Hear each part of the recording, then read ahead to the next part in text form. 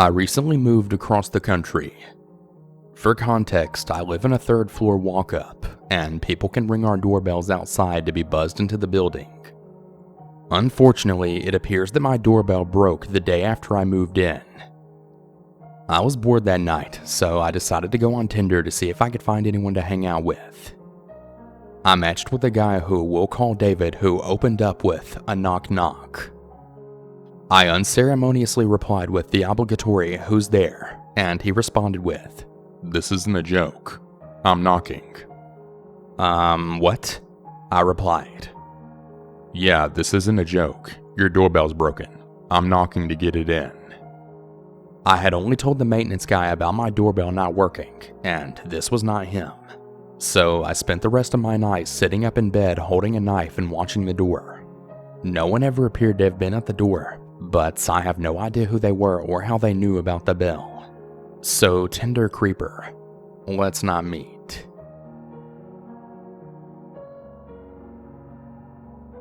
So I met a guy on Tinder, and we started to really hit it off. We'd been chatting for a few weeks and even discovered we had a few mutual friends as well. I was pretty intoxicated one night and was feeling social, and decided to call an Uber to his place. Once I got there, we talked outside for a while, and we ended up vibing even better in person. I opened up to him about my health problems, and he opened up to me about his older sister who had recently passed away from a similar condition as mine. I was curious about his sister, but I definitely didn't want to pry. We walked into his apartment, and it smelled like literally 1,000 rats were rotting under the floorboard. I was still pretty drunk, so I tried to forgive it because, hey, sometimes animals die under a house or in the walls, and there's nothing you can really do about it. I started to look around, and the whole house just looked like a cluttered storage unit. He takes me to his room, which is seemingly normal, and we hook up. I ended up falling asleep there, and I woke up around 10 a.m. to the stench of death. I opened my eyes, feeling very sober, and started to look around the room. I noticed that only girls' clothes were hung in the closet. I start to assume that I've possibly been cheated with. Then I see a giant black binder on his nightstand. When he woke up, I decided to jokingly ask him, "What's in that giant binder?" Turns out it was every single episode of Golden Girls printed out. He said that he reads it at work and that it's the only show he'll ever watch. Okay, I asked him what he did for work. Something I definitely should have known by this point. Well, he dodged the question. I sat up and looked at the pillow that I'd been cozily sleeping on. It had no pillowcase and was covered in what looked to be old blood. It looked like the blood had been coughed onto it. I started putting the unpleasant pieces together. I asked as sensitively as I could, "Hey, was this your sister's room? I noticed the clothes in the closet." He then says, "Yeah, and this is her bed. I haven't changed or washed anything. It just makes me feel better to be in her bed. This is actually where I held her when she died, and you remind me so much of her. I really, really like you." And then casually tried to hook up with me like he didn't just drop some crazy news. I felt immensely sorry for him, but I needed to get out of there ASAP. I made some excuse and bounced. I decided not to entirely ghost him because of how bad I felt for him. He was clearly dealing with some pretty dark things. We kept in contact for a few weeks. That is, until I went on my Find My Friends app, and I noticed that he had clearly taken my phone while I was asleep that night, and then shared my location with himself. I called him, and I totally went off. This wasn't my first rodeo with a stalker type, and I wasn't going to deal with it again. He told me he couldn't believe I thought he would do that, and that I'm being a really awful person by dumping him because his cat recently died. I blocked him. After he said that about his cat, combined with his tendency to hold on to things, it really makes me wonder what that smell actually was. Let's hope not, and although I hope he gets the help he needs, I really hope I never have the pleasure to meet him ever again.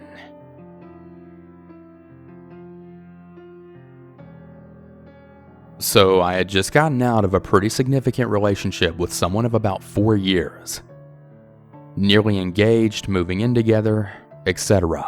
when things fell apart. I took a good amount of time to be on my own and get my things together again, when my friends began encouraging me to get back out there. Needless to say, I really wasn't wanting anything at that point, nor looking for anything. But they insisted that I at least just go out on a few casual dates. For practice, I guess. Just to kind of get my skills back up for when I am ready. I think they were honestly just worried because I had become quite hermetic. So I matched with this girl who's home from college for the summer. She's a little out of the way from me, but was eager to meet and seemed really interested, and was even willing to come to my area. To be honest, I really wasn't all that interested, but again, my friends really encouraged me to do this. You know, practice. A date doesn't mean commitment. Whatever. I wanted to be very clear though that I was extremely honest and explicit with her that I was not looking for anything serious or really anything at all. I was very forthcoming that I had just gotten out of something serious and I was just kind of encouraged to explore. She persisted and still wanted to meet, so we agreed to a casual lunch in a sports bar that week. I get there and she was already waiting for me. I was a bit put off by how much different she looked than in her pictures. Not trying to sound shallow or anything, but her pics from Tinder easily had to be at least 5 years old, which I verified based on the tattoos that she had in person versus the ones she didn't in pics. So I was a bit thrown off by that. I wasn't the least bit attracted to her, but I was there to just have new experiences anyway, right? No big deal. I felt so bad because the entire time she just seemed so incredibly shy and awkward. I even noticed her hand begin to shake when she reached for her glass, which I found kind of endearing, honestly. So I did my best to get her talking and try to help her feel more relaxed. I asked her questions and chatted about things that I figured you chat about on dates. Where she grew up, the music she's into, school she goes to, her major, etc. All to which I really received one-word answers. It went on like this for about an hour and she was just not working with me at all. But I tried to keep room in my heart because it was clear she was feeling anxious, and I really understood that on a personal level. Then she pulls out this book and says, "I got this for you." And I responded very grateful, thanking her and inquiring what it was about, cause hey, if someone wants to share a good read with me, I'm all for it. She looks at me funny and then says in a very sudden but odd tone, "You're kidding, right?" I'm very confused and just kind of look at her like, what? And then she says, "This is your favorite book. You told me this was your favorite book, right?" To which I then said, no, I've never even heard of this before. So we then concluded that she ultimately got me confused with someone else she must have been chatting with, which I honestly found kind of hilarious. She was pretty embarrassed, but I made light of it and said that I found it funny because I get it. That's just Tinder culture, I guess. So as we finished lunch and I'm still receiving one-word answers despite our funny movement, I kind of become a bit suggestive that we should conclude our date by saying that I had to get back home to feed my animals and do some laundry. But she became very adamant on spending more time and asked if we could do something else. Now, I was genuinely trying to be a decent person, so I agreed and we found a nearby park to go walk at. That's where crap gets weird. We sat on a park bench, mind you, it's broad daylight. There's kids playing basketball nearby and folks jogging around. I start trying to make conversation yet again, but still get the one-word answers. Then out of nowhere, without any warning whatsoever, she proceeds to just kiss me very aggressively, tongue and everything. I was honestly so shocked and I just stood there frozen, not really knowing what the heck to do. I had this timid, shy woman who's not really made much conversation with me at all, who was so nervous that she was visibly shaking, who just turned into a freaking bear mauling my face in like 6 seconds. My head was spinning with confusion and anxiety, and I swear it felt like it lasted forever, and I just prayed for it to stop. I was so put off, and honestly a bit afraid to do or say anything. Like, what do you even do in that situation? I was just hoping she'd pick up on my very obvious body language that I wasn't reciprocating anything at all. I was completely unprepared for a situation like this. Then some really nasty guy walks by gawking and catcalling, and literally begins propositioning us into a 3-way. And I'm just like, what the heck is going on? I need to get out of here. I was 1,000 different types of uncomfortable at this point, and I wanted to leave right away. I end up managing to ward him off after telling him no very politely a few more times. All the while she's just laughing, and I'm just sitting here thinking, who even are you? Dr. Jekyll and Mr. Hyde over here. Like, what the heck? So the weird guy finally leaves, and I'm now insisting that I need to leave and go home. She seems to ignore what I'm saying and gets very close to my face again, and then says, "So, did you like the kiss? Do you think I'm sexy? Do you want me?" I was so freaking nervous. I told her that I really needed to go home, and then she asked if she could come along with me. I told her very firmly no, and she literally tried to persuade me to let her come back to my place with me. I had to say no to her about 3 times. So finally I'm home and frankly just kind of shaken up from this whole experience. I hadn't really done the dating thing in quite a long time, but that just felt very abnormal. She then texts me after she gets home and asks me out on a second date. I was actually very kind to her despite being made incredibly uncomfortable. I told her I thought she was a very cool chick and I had a nice time, but that I didn't feel anything there, and reminded her that I wasn't looking for anything. She then blew up my phone with a bunch of crazy messages, totally freaking out. She was saying how she didn't understand and was so confused, that she thought I was into her and that things went great. I didn't respond to any of these messages because she's now continuing to cross my boundaries. I said what I needed to say, and I thought I was being decent by at least being honest about it. So the text messages continued, and I figured they were eventually going to stop because it was a first date. How can someone be so upset over someone not reciprocating on a first date? They didn't stop. By the text, you would have thought we just ended a 2-year relationship. She eventually began calling me now. I had enough, and I decided to block her. So Nightmare Tinder Girl, please, for the love of everything, don't contact me ever again. Please.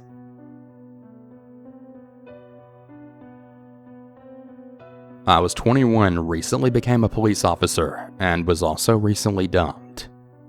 One of my friends suggested Tinder. As a 21-year-old and a new cop, I had the I'm invincible and I can take on anyone mentality. I matched with a very good-looking out-of-league female. We chatted and eventually set up a date to meet. She said she had a great open field to look at the stars and hang out, and we could meet up at her house. So the night came and I was excited, and she seemed to be excited when I picked her up. She guided me to the field and it looked nice. Open space, woods, deer and other wildlife, etc. In the field I noticed really dim headlights in the distance. Then the van started driving towards us and pulled up in front of us, almost close enough to block me from going forward. I told her to stay in the car and I'll go say hi. I grabbed my flashlight that I had in the car, and I began to walk up to the van. In the front driver's side of the van, there was a decently sized man there. I asked him what's going on and if he could back up his car a little bit. He was very polite and said he was the owner of the property and that he didn't mean to scare us. He told me he's been having trouble with poachers on his property and just wanted to make sure we weren't going to be shooting at anything. I assured him that we only came out to look at the stars and wildlife. He was perfectly okay with that and told me to have a nice date and then drove away. After that, the girl was texting nonstop. Around an hour later, I saw headlights coming towards us again, this time at a really fast pace. We hopped in the car and I moved to a more defensive position. The very same man came close enough to almost hit my car. She hopped out of the car at that point and ran towards the guy. I immediately knew I was screwed. I got out of the car and then gave them commands to back the heck up and get on the ground. Neither of them complied, obviously. The guy then proceeded to charge me and knock me to the ground. Luckily, I was able to get him on his back and then get up. I saw that my date grabbed a metal pipe from the van. She told me they had a gun and to give them my money and truck and I won't get hurt. Of course, with my whole I'm invincible mentality, I said no. She started to cry and saying they didn't want to hurt me. He then started to go back towards the car. At that point, I had enough. I told them I was a cop, drew my concealed firearm, and told them to lay on the ground. After a moment of shock from all of us, they complied. I was able to call 911, tell them my name and badge number, and that I had two at gunpoint and needed backup immediately. I gave the dispatcher the best directions I could give to this field. While on the phone, they both fled. Again, stupid new cop young guy mentality. I chased after them. I took off after the man who ran into the woods around the field. I chased him for maybe 30 seconds and heard 3 loud pops and saw muzzle flash. My invincible mentality went right out the window. I ran like crazy back towards my car and peeled the heck out of there. I went back to the area that I picked her up in, called dispatch again, and had officers come to that location. Of course, the first officers to pull up was my sergeant and my field training officer. Of course, they were both completely understanding and they didn't give me any crap about it at all. The most used words were calling me dumb and calling me a rookie. I hopped in their car and went towards the field. Luckily, the van was still there. I was told to shut my mouth and only come out if they started getting shot at. They then cleared the area and started looking in the van. They then got inside and searched the van. What scared me the most was when my field training officer and sergeant came back to the patrol car. They let me out and told me to come look in the back of the van. Both of them were pale, looking totally creeped out. I went to the back of the van, where there were several knives, duct tape, lighter fluid, and a decent amount of rifle ammunition, also handcuffs and what looked to be dried blood. In the front seat passenger side, we found an AR-15 style rifle and 2 more handguns. We called for immediate backup and detectives. When they investigated the blood, it turns out it wasn't actually blood. The plates in the van were reported stolen. I still get crap from my fellow officers about that whole encounter, but luckily no one got hurt. I will never use online dating again. Ever.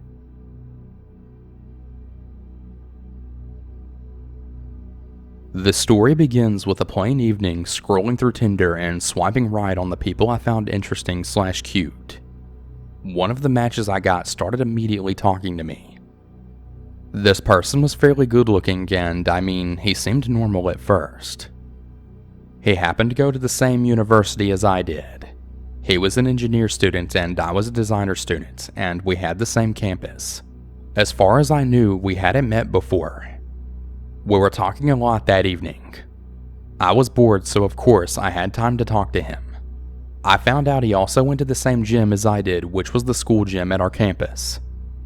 I was surprised I didn't recognize him since the gym was small and usually you start recognizing people there right away. The next day he messaged me and I didn't notice the message right away, so he had messaged me twice during the 2 hours. I didn't think much of this at the time, but now I realize they were the first signs of him being a bit pushy. You'll understand later on. I thought that maybe he was a bit too excited to talk to me. The day was a bit busy for me, so I wasn't able to message him as actively as the day before. He seemed a bit bummed about it, but I thought everything was still fine. A couple of days go by. I suddenly get a message from him complimenting my butt at the gym. First of all, I didn't even see him at the gym. Maybe I didn't recognize him. Second, why the heck would he have gone a few days without messaging me, then message me crap like that? And third, just what the heck? Well, obviously I was a bit weirded out by this message, and I really didn't know what to say. For him though, my replies didn't seem good enough, cause I didn't like his message. He kept sending the weird messages and started saying inappropriate stuff like, maybe tomorrow you could squat and I could watch you. In my mind, this normal guy just suddenly turned into this weirdo, and I wasn't sure what this behavior was, as he'd never behaved like this before. I told him I didn't appreciate this behavior.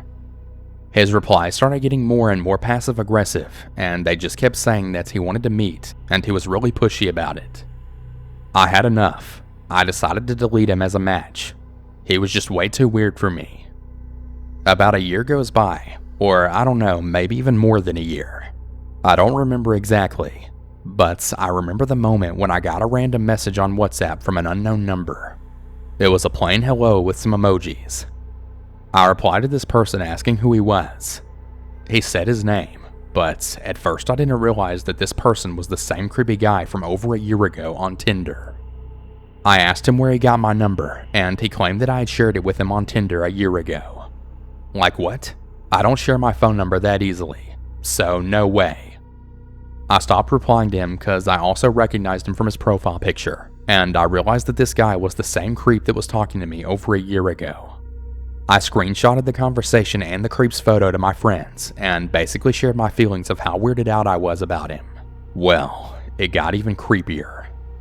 One of my friends happened to know him. Let's just say that the creepy dude from Tinder did some unspeakable things to her, and I was next. So in conclusion, this guy searched for my number, tried to lie about how he got it, and was talking to me after being rejected a year ago. I was so creeped out about this that I decided to tell my father all about this guy. I gave my dad his number, and I haven't heard from this creep ever again since. I think my father told him to back off, but I'm not sure how and in what way, but to be honest, I don't really care. I'm just glad that creep isn't trying to approach me anymore. I decided to switch gyms after this incident, and also happened to graduate as well. Thank God. I'm not really sure if I would recognize him on the street or in person. I'm just really glad I never actually met him. He was a total creep. So yeah, anything can happen when messing around on Tinder. Be careful when looking for your match. You never really know who you'll match with, or who they'll turn out to be.